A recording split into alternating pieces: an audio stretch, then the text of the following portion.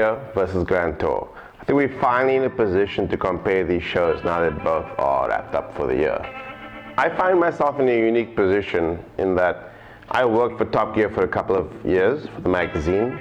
I'm a motoring journalist myself, and I'm one of the ones that are happy to admit that I was very much inspired by the antics of Clarkson, May and Hammond all those years ago. In fact, I've been watching Top Gear for as long as I can remember, predating YouTube. Back in the day, we'd copy little video files we would download from God knows where. For me, one of the highlights of the old Top Gear generation was watching Tiffany Dell sliding M5s, Supras, pretty much anything they gave him. Clarkson wasn't even my favorite. This car is so beautifully balanced, it's like putty in my hands. And of course, with the dawn of the 2000 generation of Top Gear, the Clarkson, Hammond and May series of crazy antics and explosions and so on, I was hooked. So yeah, I was one of the ones that was sad when it went down the way it did and we were about to lose our favorite show. But that's okay, because now we've got two shows.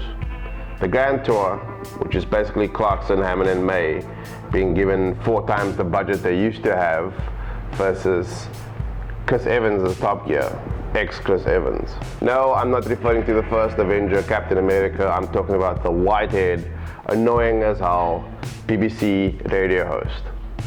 They had an interesting enough cast, the likes of Joey from Friends, Matt LeBlanc, with supporting roles from Chris from YouTube and Rory, also from YouTube. Ultimately, they had the support of the BBC. They had, however, big shoes to fill. But then again, they also had the templates and everything set out for mayhem, for mass mayhem. I think what ultimately failed new Top Gear wasn't the lack of ideas, because they were fine. The cars were great, the budgets were in line, but the hosts.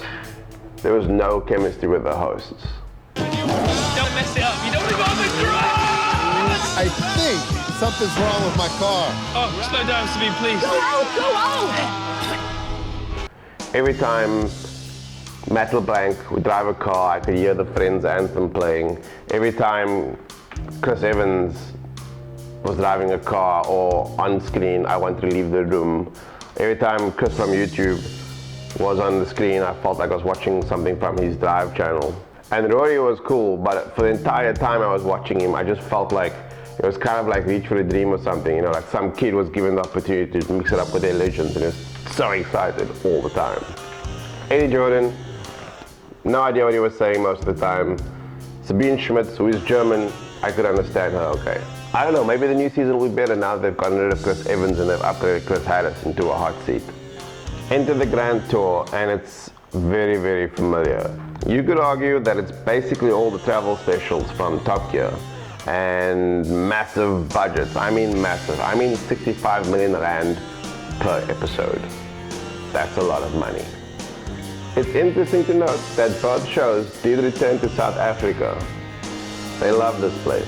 And that just proves what we've always suspected, that we've got the best driving environments in the world.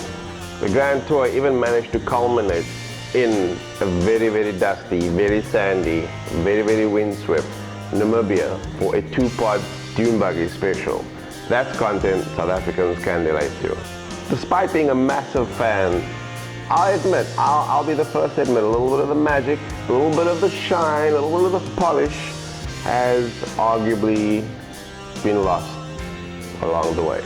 But for the most part, it's all there. So same 3 middle-aged British white dudes getting drunk, taking the piss out of each other, and cruising around in the kind of cars you fantasize about. Yes, I'm including those dune buggies, because if you actually bought one, your life would be hell.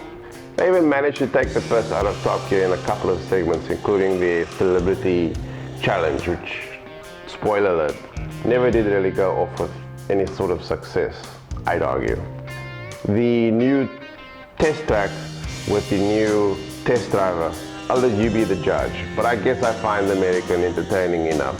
He certainly seems skilled enough behind the wheel. For me, ultimately, Top Gear has deteriorated due to its bad host choices.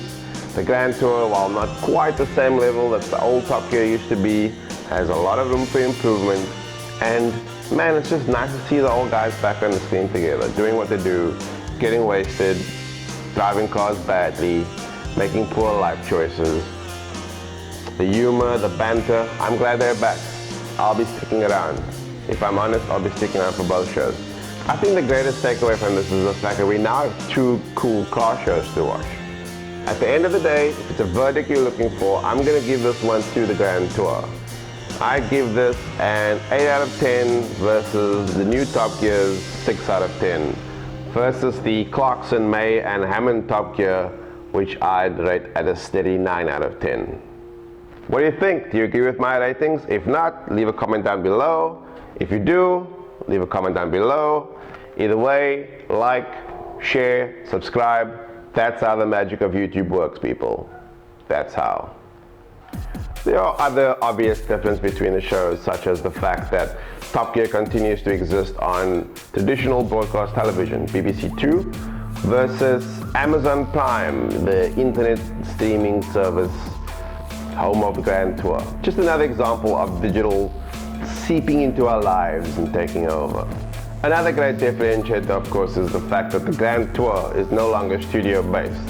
It's now in a massive tent. It is officially the most car-oriented tent in the world.